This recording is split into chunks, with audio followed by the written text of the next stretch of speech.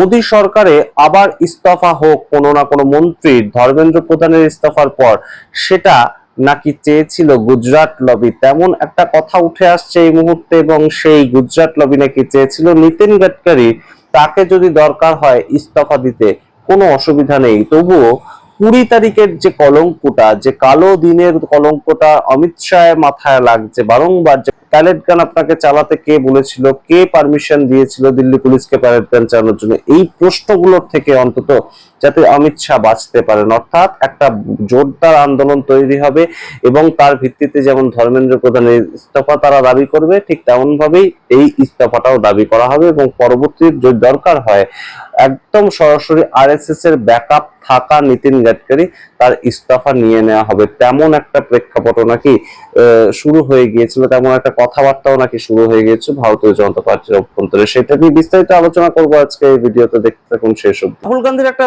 Reel খুব viral হচ্ছে recently, সেখানে রাহুল গান্ধীকে দেখা যাচ্ছে একদম একটা গাড়ির, তার যে নিজের গাড়ি, সেই গাড়ি তিনি পেট্রোল যে ট্যাঙ্ক সেটাকে খুলছেন এবং সেখানে খুলে তিনি দেখাচ্ছেন E20 নিয়ে সম্পূর্ণ কথাবার্তা বলছেন এবং তিনি বলছেন যে ডাল মে কুছ কালা নয়, বরঞ্চ সম্পূর্ণ ডালটাই কালো। কিন্তু গুরুত্বপূর্ণ বিষয়টা হচ্ছে এইটা নিয়েও কিন্তু ট্রোলিং শুরু হয়ে গিয়েছে। ট্রোলিংটা কি না, রাহুল গান্ধীর যখন গাড়ির ট্যাঙ্কটা তিনি খুলেছেন তার মধ্যে E20 সেই তেল ইউজ করা যাবে সেই রকম একটা গাড়ি তিনি চালান। তো সেই রকম গাড়ির ইউজ করে তিনি কেন হঠাৎ করে এটাকে নিয়ে আবার বক্তব্য রাখছেন, এই সম্পূর্ণ বিষয়টা ততোধিক গুরুত্বপূর্ণ। তার কারণ বহু বাইক থেকে শুরু করে গাড়ি খারাপ হওয়ার যে রিপোর্টগুলো সেগুলো প্রতিনিয়ত আসছে এবং আমরা যারা গাড়ি চালাই, বাইক চালাই, তাদের প্রত্যেকেরই জানা কথা এটা যে E20 পেট্রোল ব্যবহার করার জন্য আর কিছু হোক না হোক মাইলেজ প্রচুর কমে গিয়েছে। আমাদের অনেক দর্শক আপনারাও কমেন্ট করছেন, আমরা দেখছিলাম যে মাইলেজটা অন্তত কমে গিয়েছে, এটুকু তো শিওর। এবং তার সঙ্গে বাইক স্টার্ট দেওয়ার ক্ষেত্রে সমস্যা হচ্ছে, গাড়ি স্টার্ট দেওয়ার ক্ষেত্রে সমস্যা হচ্ছে এবং বেশ কিছুক্ষণ যদি গাড়ি বন্ধ হয়ে যায় তাহলে সেই গাড়ি কিছু যন্ত্রাংশ কিন্তু খারাপ হয়ে যাচ্ছে বেশ কিছুদিন যদি গাড়ি বন্ধ হয়ে থাকে E20 পেট্রোল থাকা অবস্থাতে ট্যাঙ্কে। তো সেই জায়গাগুলো নিয়ে বিভিন্ন বিস্তর আলাপ আলোচনা চলছে, তার মাঝখানে রাহুল গান্ধীর এই ভিডিওটা এসেছে। আগে আপনারা সেই ভিডিওটা দেখুন যে কংগ্রেস পার্টি খুব একটা কিছু বলছিল না E20 পেট্রোলকে নিয়ে, কিন্তু এটা খুব গুরুত্বপূর্ণ একটা বিষয়। কিন্তু এই মুহূর্তে রাহুল গান্ধী সেটাকে নিয়ে মুখ খুলেছেন, কিন্তু মুখ খুললেও তাকে নিয়ে ট্রোলিং শুরু হয়ে গিয়েছে এবং সেটাকে নিয়ে সম্পূর্ণ কোন জায়গাটায় আটকে রয়েছে সরকার, সরকার কি চাইছিল সেই জায়গাটাও আমরা ব্যাখ্যা করব। ये E20 का जो मामला है ये बहुत बड़ा इशू है। नॉर्मली हम कहते हैं कि दाल में कुछ काला है, मगर ये दाल ही काली है। Brothers and sisters, this is a matter of sequencing. In any campaign, we have to decide the sequence of affairs. Our problem right now is that there is so much corruption that there's a huge line in what we have to sequence. Don't worry, this issue, we're going to take it up in a massive way because this is destroying people's cars, destroying people's scooters, destroying people's lives, and literally is stealing directly from them. আপনারা দেখলেন রাহুল গান্ধীর বক্তব্য, কিন্তু গুরুত্বপূর্ণ জায়গাটা যেটা নিয়ে আলোচনা করার প্রেক্ষাপট তৈরি হয়েছিল যে রাহুল গান্ধী এই বিষয়টা বলবেন কি বলবেন না, অনেক বিষয় থাকে যে তাদের যাওয়ার বিষয় দরকার নেই, কিন্তু রাহুল গান্ধী আমরা দেখতে পেয়েছিলাম যখন 21শে জুলাই থেকে যন্তর মন্তর নিয়ে একদম সরাসরি দেশের প্রধানমন্ত্রী বাড়ির বাইরে গিয়ে ধর্ণা দিলেন, সেখান থেকে তাকে অ্যারেস্ট করে নিয়ে যাওয়া হলো। এই বিষয়গুলো পরপর যখন ঘটলো, প্রেস কনফারেন্স করলেন তিনি একটা, তার পরবর্তীতে রাজঘাটে চলে গেলেন, প্রতিদিন তিনি ঘটনা ঘটাচ্ছেন, তখনই কিন্তু চাপ তৈরি হলো সরকারের ওপর এবং অবশ্যই ধর্মেন্দ্র প্রধান তার ইস্তফাও হলো।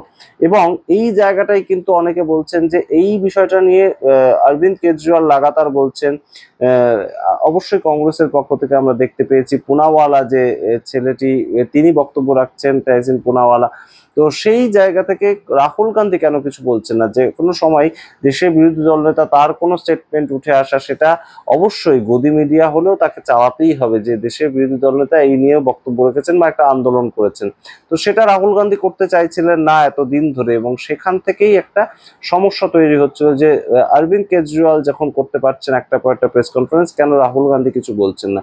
তো এই সামগ্রিক বিষয়টা নিয়ে একটা গভীর চক্রান্ত কিংবা একটা গভীর জায়গা কিন্তু সরকারের মধ্যেও চলছিল। তেমন অনেকেই বলছিলেন যে কি ব্যাপারটা, বিষয়টা হচ্ছে যে এই সম্পূর্ণ যখন ধর্মেন্দ্র প্রধানের ইস্তফা হয়ে গেল, তখন ক্রমাগত সংসদে আসতে পারছেন না অমিত শাহ, এবং সেই ক্ষেত্রে সরাসরি তখন একটা দাবি উঠেছিল। আপনাদের যদি মনে থাকে, যখন ধর্মেন্দ্র প্রধানের ইস্তফা হলো 25শে জুলাই, তার পরবর্তী একদিন দুদিন আমরা দেখতে পেয়েছিলাম যে ছাত্রছাত্রীরা এই মিমগুলো শেয়ার করছে যে নেক্সট নীতিন গডকরির ইস্তফা হতেই হবে, এবং নীতিন গডকরির ইস্তফার মাধ্যমেই কিন্তু সম্পূর্ণভাবে আমরা এইভাবে সরকারের উপর চাপ সৃষ্টি করব, কারণ E20 পেট্রোল যেভাবে তিনি চাপিয়ে দিয়েছেন সেইটা, এবং সেই ক্ষেত্রে E20 জনতা পার্টি সেটাও চলে এলো। কিন্তু কেন এই বিষয়গুলো, অর্থাৎ কোথাও গিয়ে একদম সরাসরি গুজরাট লবি, তার পছন্দ নয় তেমন একজন মানুষের ইস্তফা ধর্মেন্দ্র প্রধানের ইস্তফার পরেই হওয়ার কথা, এবং সেটাকে কোথাও গিয়ে নাকি বিজেপির কার্যকর্তা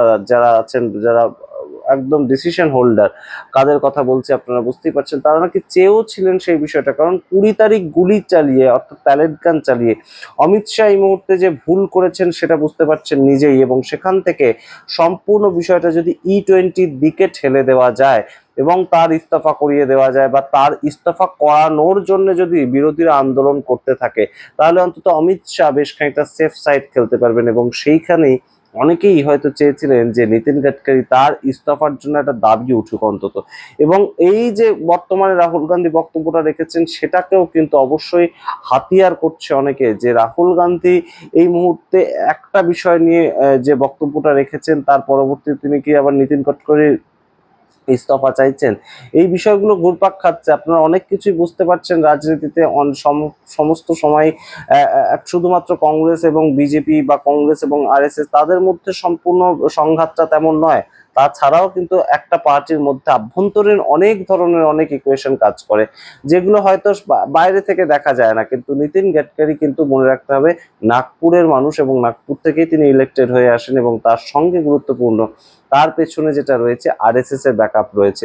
তাকেই মুখ্য প্রধানমন্ত্রীর মুখ করে এগোতে চেয়েছিল ভারতীয় জনতা পার্টি কিংবা আরএসএস এর পক্ষ থেকে, তেমনই সুপারিশ করা ছিল, কিন্তু তখন একটা দুর্নীতি সামনে চলে আসে তার নামে, এবং তাকে আর পরবর্তীতে মুখ করা হয় না। তো সেই ক্ষেত্রে নীতিন গডকরি কিন্তু অবশ্যই অত্যন্ত প্রিয় একজন মানুষ আরএসএস এর, এবং 3জন আরএসএস এর প্রিয় মানুষ ছিলেন যাদেরকে আরএসএস প্রজেক্ট করতে চাইছিল নরেন্দ্র মোদীর পরবর্তী মুখ হিসাবে। এবং এই জায়গাটা কিন্তু অনেকেই আলোচনা করছেন যে তাদের মধ্যে অন্যতম ছিলেন নীতিন গডকরি এবং অবশ্যই যোগী আদিত্যনাথ। এই দুজন কিন্তু অবশ্যই গুরুত্বপূর্ণ মানুষ ছিলেন যে দেশের প্রধানমন্ত্রী হতে পারেন তারা। এবং দুজনেরই দেখুন বর্তমানে দুটো একদম বড়সড় ধাক্কা। কি, প্রথমটা হচ্ছে একদম সড়ক উন্নয়ন দপ্তর মন্ত্রী নীতিন গডকরি তার ছেলের যে ইথানল কোম্পানি সেটাকে ফোর্সফুলি চাপিয়ে দেয়া, সেটাকে নিয়ে বিরোধীরা আন্দোলন করবে, এটা জানা কথাই। তাহলে তার সম্বন্ধে এই মুহূর্তে একটা বড়সড় ধাক্কা দেওয়া যাবে, এবং অবশ্যই যদি সেই আন্দোলন আরো বৃহত্তর হয়, তাকে ইস্তফাও দিতে হতে পারে। তাহলে তার যে উত্তরাধিকারী হিসাবে যাওয়া, দেশের প্রধানমন্ত্রীর চেয়ারে বসার জন্য যে উত্তরাধিকার, সেই জায়গাটা তাকে সরে গেল। তার কারণ এই ধরনের একটা ইথানল কেসে যদি তাকে রিজাইন দিয়ে চলে যেতে, তার আর দেশের প্রধানমন্ত্রী হওয়ার যে উত্তরাধিকার দাবিটা, সেইটা তার আর থাকলো না। এবং তার সঙ্গে যোগী আদিত্যনাথ, ঠিক আপনারা বোঝার চেষ্টা করুন যে একদম 2029 সালের আগে যখন যোগী আদিত্যনাথ একদম 2026 সালের ভোটে উঠবেন, একদম লড়াইয়ে নামবেন, সেই সময় কিন্তু সরাসরি একটা স্ক্যাম সামনে এলো, যেটা একদম সরাসরি রাম মন্দিরে তহবিল তছরূপ। এবং এটা এত বড় স্ক্যাম, সেখানে চম্পত রায়কে ইস্তফা দিতে হলো, সেখানে অনিল মিশ্রাকে ইস্তফা দিতে হলো, গোপাল রাওকে ইস্তফা দিতে হলো, এবং সম্পূর্ণ ট্রাস্টের উপর মানুষের প্রশ্ন উঠলো, এবং সম্পূর্ণ বিচার ব্যবস্থার উপর মানুষের প্রশ্ন উঠলো। এই সম্পূর্ণ বিষয়টা নিয়ে কিন্তু যোগী আদিত্যনাথ অনেকটা পিছিয়ে গেলেন নরেন্দ্র মোদীর উত্তরাধিকার হওয়ার দৌড়ে। তো সেই ক্ষেত্রে এই বিষয়গুলো কিন্তু আলোচনার মধ্যে চলছে, যে সম্পূর্ণ যে যে ইস্যুগুলোকে বিরোধীরা তুলছে সেগুলোকে নিয়ে পার্টির অভ্যন্তরে পলিটিক্স চলছে, বিজেপির অভ্যন্তরে পলিটিক্স চলছে। কে বা কারা সেই পলিটিক্সে সামিল, আপনারা জানা থাকলে অবশ্যই কমেন্ট বক্সে কমেন্ট করবেন। তবে অবশ্যই যে বিষয়টা রাহুল গান্ধী এই মুহূর্তে তুলেছেন, সেটা অবশ্যই গুরুত্বপূর্ণ একটা বিষয়।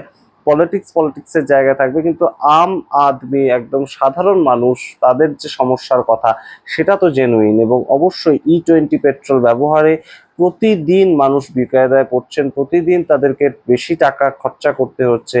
আগে যদি 1 লিটার তেল ভরলে একটা বাইক, যারা সুইগি জোম্যাটো ডেলিভারি বয় হিসেবে কাজ করেন, তাদের একটা বাইকে সেগুলো যদি 50 থেকে 60 কিলোমিটার মাইলেজ দিত, তাহলে সেই ক্ষেত্রে এখন 1 লিটার পেট্রোল কিনে 114 টাকা, কোথাও 110 টাকা, কোথাও 108 টাকা সেই দিয়ে পেট্রোল কিনে সেই বাইকগুলো কিন্তু চলছে।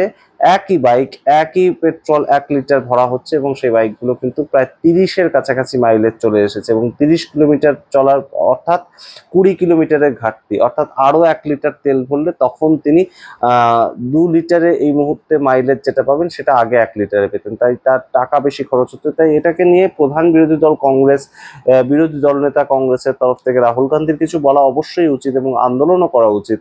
তখন এটার সঙ্গে বহু মানুষের জীবন জীবিকা জড়িয়ে রয়েছে, তাদের কার্যক্ষমতা জড়িয়ে রয়েছে। এবং অবশ্যই যারা নিজেদের গাড়ি চালান তাদের অতটা গায়ে লাগবে না, কিন্তু যারা অন্য মানুষের জন্য পরিষেবা দেওয়ার জন্য গাড়ি চালান তাদের অবশ্যই কিন্তু গায়ে লাগবে। ট্যাক্সি যারা চালান, উবের যারা চালান তাদের অবশ্যই গায়ে লাগবে। এবং সেটা কিন্তু বর্তমানে হচ্ছে, সেই জায়গাটা বর্তমানে সারা ভারত জুড়ে হচ্ছে। তাই অবশ্যই এই বিষয়টা নিয়ে আমরা দেখবো পরবর্তীতে কংগ্রেস কিভাবে মুভ করে। তবে অবশ্যই নিতিন গাডকারির ইস্তফা কেউ বা কারা বিজেপির মধ্যেই সেটা চেয়েছিলেন, তার কারণ 20শে জুলাইয়ের সম্পূর্ণ যে লাঠিচার্জের বিষয়টা, গুলি চালানোর বিষয়টা, সেটার থেকে মাথা ঘুরিয়ে দেওয়ার জন্য, নজর ঘুরিয়ে দেওয়ার জন্য যদি আরেকটা ইস্তফাও দিতে হয় তাতে কোনো অসুবিধা ছিল না। আপনারা কি বিশ্বাস করেন, আপনারা কি মনে করেন এই ঘটনা? তাহলে অবশ্যই কমেন্ট বক্সে কমেন্ট করবেন। দেখতে থাকুন টক টু বাংলা। অবশ্যই টক টু বাংলা ইউটিউব চ্যানেলকে সাবস্ক্রাইব করতে ভুলবেন না।